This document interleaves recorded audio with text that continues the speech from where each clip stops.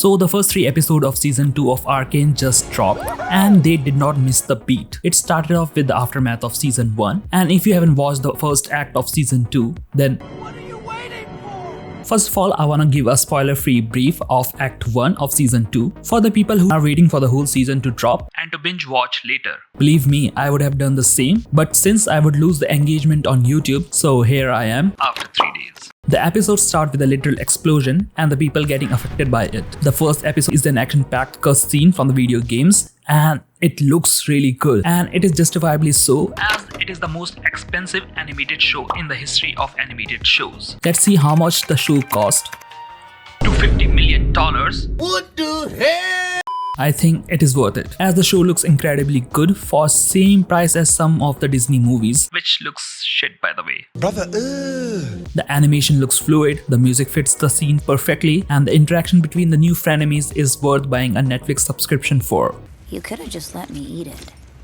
Haven't I done you enough favors? Where the quality of most shows decline after each season, it is hard to say for Arcane. It has upped the ante for our characters, and it is great to see characters in their gears from the games in this season. So from here on now, I will include the spoilers while talking about the show. Okay. As I was watching the first episode, I literally forgot some of the things that happened in the previous season. Stupid. I remember Silco taking in Jinx, Vander becoming a mutant, etc. But I forgot about some of the side characters and their names. So I rewatched the whole season. And I am glad that I did so, because not only it helped me with the continuity, but it also helped me to know the motivation and nuances of the characters. One of the biggest cliffhangers from the previous season was if Mel was going to survive the bomb or not. And it would be quite shocking to see her die, because Jace and Mel's mom will instantly wreak havoc on Undercity. We have already seen Jace forging weapon and taking on Silco's side where they produce Shimmer. If Mel died, I didn't think that Jace would have stopped like last time after killing a child. Instead, he would double down on the hammer and pound the shit out of Jinx. And on the other hand, Mel's mother, whose introduction was the decapitation of a woman in front of her child. She would probably go berserk like Broly and choke the lights out of Jinx's eye with her muscular mommy arms. What? But thank God, nothing of that sort happened. She not only survived the explosion, but she got out of it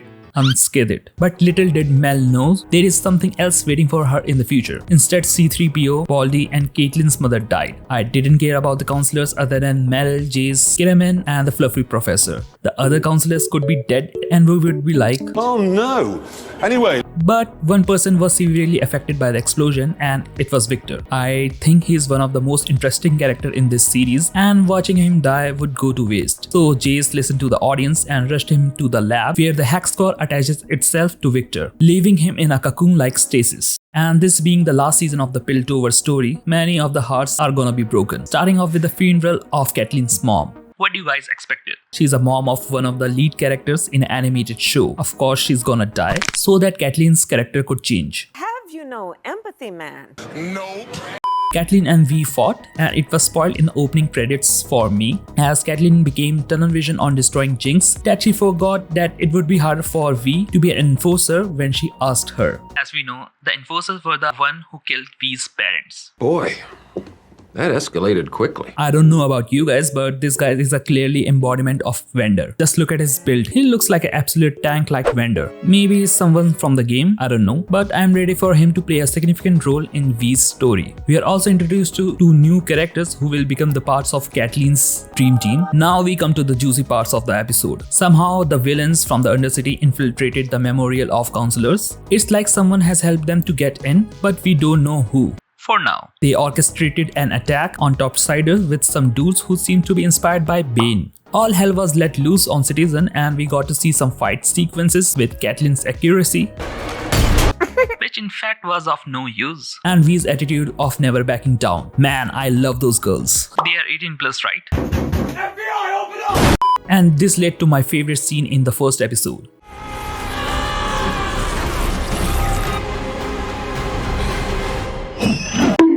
All that build-up was amount to nothing. But thank God Mel's mother and her army showed up. They took down the enemy with the headshot and slitting the throats and saving the day. But this instance changed something in Caitlyn. She barged in on counselor meeting with a bang and she said, I am a decorated officer, leader of House Kiraman.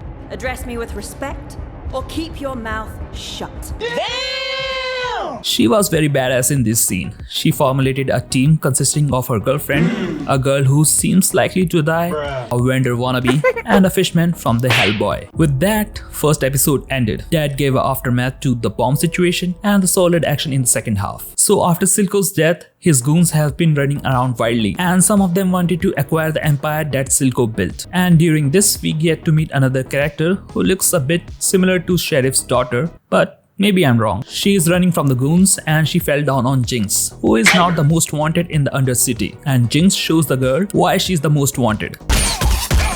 With everything in chaos, Sevika now takes the matter in her own hand to unify the people of Undercity to fight against the enforcers. I love the fact that she is stepping into the shoes of Vander and Silco. Not only that, she also chooses not to give up Jinx to enforcers when the other goons are forcing her to. I love this character growth, and to my surprise, Jinx and Sevika bonded over Silco's absence. Meanwhile, another miracle takes place where Victor has woken up from his slumber and now looks like a cyborg. And I think his voice also changed. He sounds like a Victor mixed in with a robot. Cold. No, I don't think so. Or maybe I am the one with the defected eardrums. And he didn't wait too long to abandon his friend. He just skedaddled out of the lab. And if you're like me, you might be confused why Victor left without any explanation. And I think this is because Jace didn't let Victor die naturally. Instead, he was revived by a hex core, which Jace promised to destroy. Also, the fact that he saw Jace's blueprints for the weapon that Jace made with Hextech, which Victor was never a fan of. And I love the chemistry between Heimerdinger and Echo. They seems to be a cool duo who are now infiltrating a lab. They meet Jace on the way up and everything looks cool between them. Thanks to Heimerdinger. This is my new pupil, Echo. Echo, my former pupil, Jace. They found out the pattern of disintegration on Echo's tree is the same pattern that they found when they tried Hexcore on a plant, which eventually died. We now come to Jinx, who seems to be working on some new tech in her old basement. She is now greeted by Caitlyn's team, who are using Grey, a gas which separates the topsiders from the Undercity. It is very hard to breathe in this gas. Somehow Jinx managed to escape from them and stumble upon an alley where she was ambushed by a mechanical rat. And do not worry, Sevika came in clutch to save her ass, which leads to another musical action scene, and I must say, music in this series is just its own character, which really amplifies every scene where the music was put in. And the tech Jinx was working on was another arm for Sevika, which in turn is a whole arcade machine. He got a claw machine, a flamethrower, a boxing glove, and some fireworks. It is the kind of thing that only Jinx could make. And if you said to me in season 1, Jinx and Sevika would team up, I would say, are you delusional? Do you suffer from a mental illness? But this unlikely duo has my respect. Meanwhile, Victor is roaming the Undercity, guided by the voice of Sky. You know, the girl who was seized out of existence by the Hexcore. He is maybe either hallucinating her voice or maybe he went mad. And with that drip, he looks more like a modern day messiah. He is then ambushed by some shimmer addicts, but rather fearing the man who was holding a knife to him, he reached out and healed the man, turning his shimmer scars to some golden white one. He even brought back his hair on his head. The lighting, the act of healing, and people kneeling down to him paints a perfect picture of a modern day Jesus. But watching him in this attire and the stick reminds me of someone. If you remember in season 1, in Jace's backstory, why he pursued the study of magic and science, that was because a mage saved Jace and his moms from a snowstorm through magic. And the mage somewhat looked like Victor with a hood and the cane which is now turned into staff, and the mage also wears a mask, and we know because of the opening credit that Victor will eventually wear a mask. These similarities are too much of a coincidence to not be true, but I don't know why he went into the past to save him. Maybe some future event will reveal the secret. For now, it's a theory. A film theory. Incredible. And the episode ends with Singed working on a beating heart. Maybe it belongs to the dying mutant from season 1, or the wolves in the end of the previous episode, or maybe, just maybe, it may be the heart of Vander. Hear me out. We never saw him die. He just fell into the fire. And by the rules of comebacks of a fictional character who dies in a fictional universe, it is possible that he's not dead. He's out of line. but he's right. And the mad scientist is trying to bring him back. Maybe I have inhaled a bit more copium that I was usually prescribed to. That's why I am spouting this nonsense. And this brings up to the third episode, which starts off with a banger. The comic style animation and the choice of music goes so hard with Catelyn's team annihilating the Undercity in search of Jinx. And Catelyn's descent to anarchy is perfect parallel to V in season 1. V was hellbent on taking revenge on Silco, and Catelyn was the only voice that kept V from losing herself. And now the roles has been reversed, and I was quite surprised to see some action this early on. Enjoy the good times while it lasts, because as I have said previously, this is the season of heartbreak. And from here on now, everything is gonna go to hell. We are now introduced to Black Rose, which I think would play a significant role in this season, and not being into League of Legends lore, I don't know much about it, but the people from that community are really excited about it. Damn right we are. I always like the trope of unlikely people to group up together and solve the conflict, like Dustin and Steve in Stranger Things, and now Echo and Jace are together while Hammenegger is the mediator. The trio went deep down to the source to find the root cause of the disintegration, and they discovered a wild ruin. And you might be wondering what a wild ruin is, and to be honest, I'm not sure about it. But this is causing some malfunction with the gear made with Hextech. And meanwhile in Undercity, Catelyn and V found Jinx, and we got what we are here for. An all-out do-or-die fight between the Sisters of Tragedies. I know I probably said that the music was good in this series, but again, the music perfectly encapsulates the moment of the fights. Hats off to the team for finding the best music for the best scenarios. And I love the parallel between Jace and Echo's hindrance with Wild Ruin taking an effect on Catelyn's and V's weapon. This whole scene was a masterclass. The ramping of music to the point of their reality distorting and the visuals representing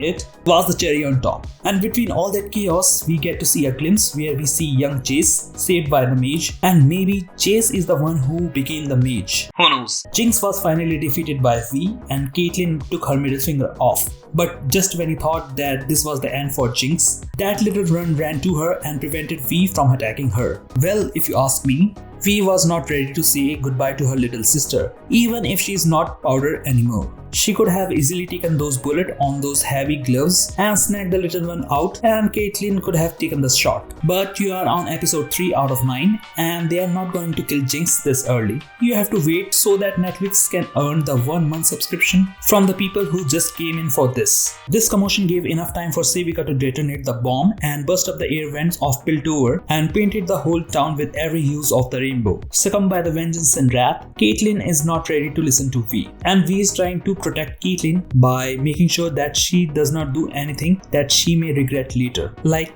killing a literal child. But Catelyn, consumed by the anger, punches V and starts a rift, which I think is very difficult to fix. And as I said in the beginning, something is coming for Mel. As it turned out, Black Rose appeared on her and kinda kidnap her. I don't know how it works. I'm pretty sure that she's not dead, but on the other hand, the things that subverted the audience's expectations was Medarda being the mastermind behind the whole attack on the council. She was the one who provoked the goons to attack, as she wanted her hands on Hextech weapons. She also cleverly manipulated Sallow to call the houses where he thought she would declare him the leader of the martial law and pledge her allegiance to him. Instead, she calls out Caitlin Karaman.